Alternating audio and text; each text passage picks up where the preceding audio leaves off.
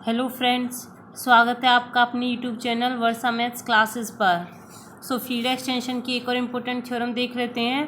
Field extension की third unit में कुछ गिनी चुनी ही थ्योरम्स हैं, बस 6 से 7 थ्योरम्स हैं और हर बार एग्जाम्स में यही रिपीट होती हैं।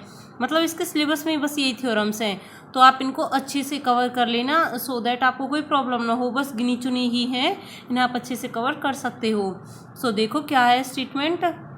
If the polynomial fx with integer coefficients zx, अगर कोई पोलिनोमियल है आपके पास fx जिसके कोफिशिएंट्स क्या हैं, इंटीजर कोफिशिएंट्स। देखो कैसे है, fx कोई पोलिनोमियल दिया हुआ है आपको जिसके कोफिशिएंट्स इंटीजर है, मतलब कुछ इस टाइप का होगा a x where a belongs to z, a integer होगा यहाँ पे।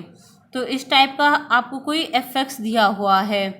It can be expressed as a product of two polynomials with rational coefficients. उसको आप कैसे एक्सप्रेस कर रहे हो, किन्हीं भी दो उसके पोलिनोमियल्स की प्रोडक्ट की फॉर्म में, और उन पोलिनोमियल्स के कोफिशिएंट क्या हैं, रेशनल्स से बिलोंग कर रहे हैं। कैसे है, मतलब कि fx को आप कुछ ऐसे डिनोट कर रहे हो दो पोलिनोमियल्स की फॉर्म में। जैसे मान लो वो पोलिनोमियल्स हैं f1 f2, और जो इन f1 और f2 के कोफिशिएंट्स हैं वो आपके पास इंटीजर टाइप में, मतलब रेशनल टाइप्स में। देखो कैसे, f1 तो कुछ होगा ऐसे a by B x type का, और f2 मान लो जैसे b बाई सी टाइप का। तो आपके पास मतलब अभी तक ये चीज़ गिवन है कि fx जो है उसका कोफिशिएंट इंटीजर है, और उसको आप कैसे एक्सप्रेस कर रहे हो, प्रोडक्ट ऑफ टू पोलिनोमियल्स की फॉर्म में। और जो ये पोलिनोमियल्स हैं इनके कोफिशिएंट्स रेशनल दिए हुए हैं आपको, ये कोफिशिएंट्स आपको रेशनल दिए हुए हैं। तो आपको क्या शो करना है, then it can be expressed as a product of two polynomials with integer coefficients. तो आपको प्रूव करना है कि जो ये fx है ना, इसको आप प्रोडक्ट ऑफ टू पोलिनोमियल्स यानी ऐसे ही f1 और f2 की फॉर्म में डिनोट कर पाओ, और उसका कोफिशिएंट इंटीजर हो, यानी यहाँ पे इंटीजर टाइप का कुछ एलिमेंट मिल जाए। आपको ये चीज़ शो करनी है। मतलब आपको fx दिया हुआ है ऐसे जिसका कोफिशिएंट इंटीजर है, और वो ऐसे भी मतलब उसको ऐसे एक्सप्रेस कर रहे हैं प्रोडक्ट ऑफ टू पोलिनोमियल्स की फॉर्म में, और जो दोनों पोलिनोमियल्स हैं उनका कोफिशिएंट है रेशनल। तो आपको शो करना है कि जो fx है उसका कोफिशिएंट आपके पास इंटीजर आ जाए जब आप उन्हें दो पोलिनोमियल्स की प्रोडक्ट की फॉर्म में लिख रहे हो। तो चलो देख लेते हैं भाई प्रूफ इसका।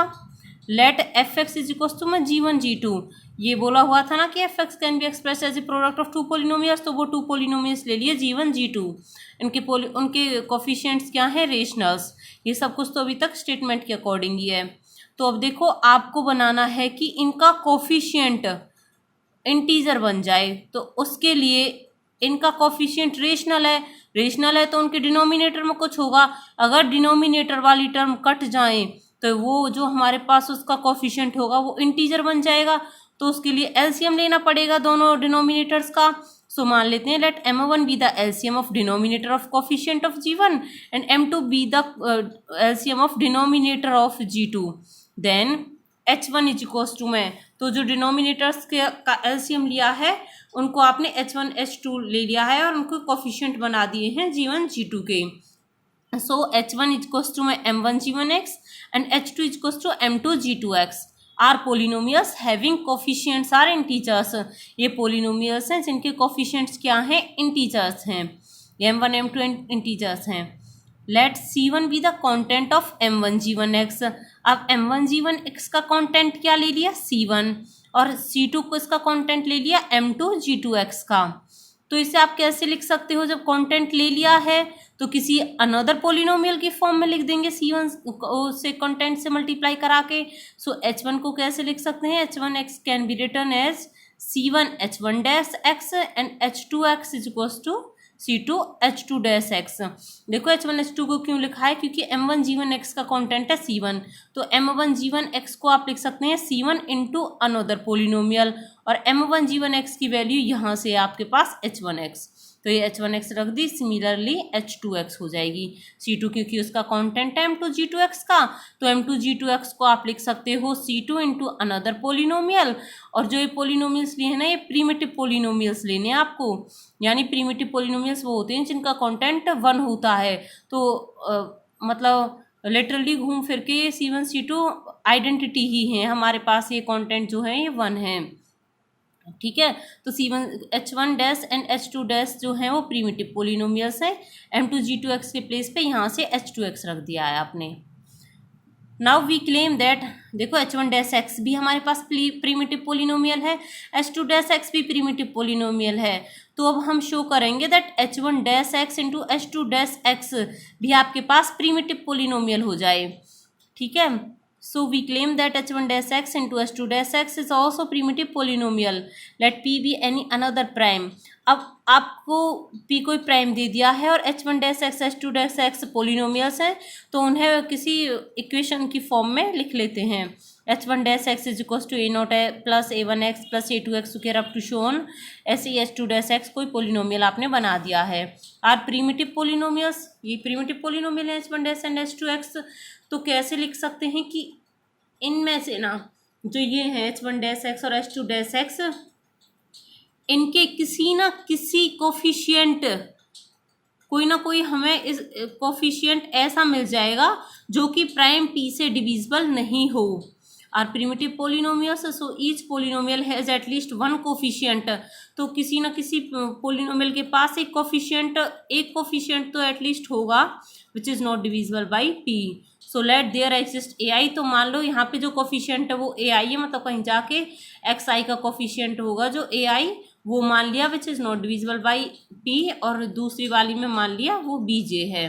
सो there exist some AI such that P does not divides AI and there exist some BJ for H2 dash x which is not divisible by P। तो ठीक है, प्रीमिटिव पोलिनोमियल में हो गई। अब हमें दिखाना है H1 डैश एक्स जब वो है प्रीमिटिव पोलिनोमियल, तो किसी कोई कोफिशिएंट ऐसा मिल गया विच is not divisible by P। ऐसे ही H2 डैश एक्स में मिला है कोई कोफिशिएंट। तो अगर हमें H1 dash x H2 dash x को दिखाना है प्रीमिटिव पोलिनोमियल, तो इन दोनों का मल्टीप्लिकेशन करके और कोई एक कोफिशिएंट मिल जाएगा which is also not divisible by P, तो हम बोल देंगे कि हमारे पास H1 dash H2 dash x is also primitive, ठीक है। देखो, then the coefficient of XI plus J in H1 dash x H2 dash x is, अब इन दोनों का मल्टीप्लिकेशन करा के देख लेना H1 dash x H2 dash x का। तो इन दोनों के मल्टीप्लिकेशन से कोई जो यहाँ पे XIth टर्म वाली होगी, ऐसे जाते जाते AI XI होगी और यहाँ पे होगी प्लस BJ XJ। तो वो वाली टर्म हमें जब आपको इनका मल्टीप्लिकेशन करवाओगे तो कहीं ना कहीं जाके ये भी तो मल्टीप्लाई होंगे एक दूसरे के साथ, ये वाली टर्म। तो XI प्लस J की कोफिशिएंट हो जाएगा AI BJ। वो कोफिशिएंट जो होगा वो मान लिया which it is not divisible by P। Here all the terms except AI BJ are divisible by P, तो P doesn't divides AI BJ। So sum is not divisible by P, तो ये भी नहीं होगा। Hence H1 dash H2 dash x is primitive polynomial. तो आपने दिखा दिया कि H1 dash H2 dash x जो है वो प्रीमिटिव पोलिनोमियल है। अब ये प्रीमिटिव पोलिनोमियल है तो इसी की हेल्प से हम शो कर देंगे कि जो कोफिशिएंट होगा G1 G2 का, वो इस G1 G2 का जो कोफिशिएंट होगा वो आपके पास इंटीजर होगा। सो अब इस वाली इक्वेशन में M1 M2 मल्टीप्लाई करवा लेते हैं आपने, क्योंकि कुछ इसी M1 M2 ये एलसीएम लिए थे तो उसी की हेल्प से हो सकते हैं। ये तो M1 M2 पूरे में मल्टीप्लाई कर देते हैं। M1 M2 fx is equals to M1 G1x M2 G2x। M1 G1x क्या हुआ था, यहाँ से H1 था और M2 G2x H2 था, तो उसकी वैल्यू रख दी M1 G1x के प्लेस पर H1, M2 G2x के प्लेस पर H2x। अब H1x की वैल्यू क्या थी, वो कॉन्टेंट वाली से C1 H1 डैश एक्स और H2x की C2 H2 dash x. So let us put these values. So C1 H1 dash x into C2 H2 dash x. आप इन्हें एक साथ कलेक्ट करके लिख लो, इन्हें बाद में लिख लो। So C1 C2 H1 dash x H2 dash x.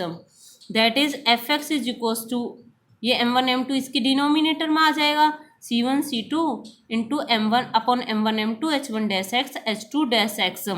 तो इनके जो कोफिशिएंट थे वो डिनोमिनेटर की फॉर्म में थे और यहाँ से m1 m2 करके वो कैंसिल आउट हो जाएंगे जब आपने उनके एलसीएम लिए हैं। तो आपके पास जो ये वाली टर्म है ये इंटीजर टाइप की ही मिलेगी क्योंकि ये कंप्लीटली इसको डिवाइड कर देगा। Since m1 m2 divides c1 c2 that is c1 c2 by m1 m2 is an integer. Hence, fx can be expressed as a product of two polynomials that is h1 dash x h2 dash x whose coefficient c1 c2 upon m1 m2 is an integer. Hence proved. तो आपने दिखा दिया कि fx जो है वो दो polynomials की प्रोडक्ट की फॉर्म में लिखा गया है और जिसका कोफिशिएंट क्या है, इंटीजर है। तो आपको यही इस थ्योरम में दिखाना था, हेंस प्रूव्ड। ठीक है, आपने दो प्रोडक्ट की फॉर्म में लिया था एफ एक्स को, तो उसको फिर इसके कंटेंट की हेल्प से m1 h1 और h2 डिफाइन किए थे अनदर पोलिनोमियल्स। फिर आपने बोला था कि c1 कंटेंट होगा m1 g1x का, c2 कंटेंट होगा m2 g2x का, तो आपने इनको लिख दिया था another polynomial h1 dash h2 dash x की फॉर्म में। तो आपने फिर क्योंकि h1 dash h2 dash x primitive polynomials थे तो आपने क्लेम किया था कि इन दोनों का मल्टीप्लिकेशन भी प्रीमिटिव पोलिनोमियल होगा।